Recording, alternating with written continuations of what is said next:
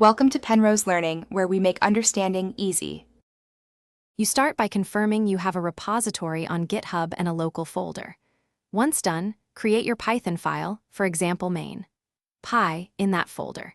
Make sure Git is installed and configured with your name and email so commits are attributable. Open your terminal, cd into the project directory, and run Git init if this is a fresh project. This prepares both the file and the local Git history so you can record your changes and push them up. You now move into version control actions. Stage the file with git add and commit with a clear message so others understand the purpose. Once committed locally, create a feature branch to avoid altering main directly. Git checkout be followed by a descriptive name. This isolates your work and makes pull requests clean.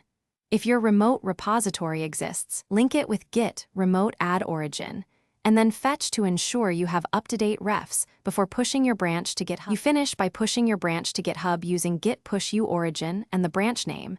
This sets the upstream. Once the branch is visible, create a pull request on GitHub to merge into main, describe what the Python file does, and request reviewers.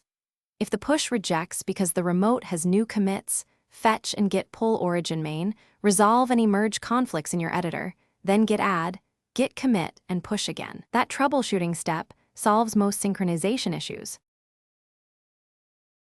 Thanks for watching. If this was helpful, leave a like and consider subscribing. See you next time.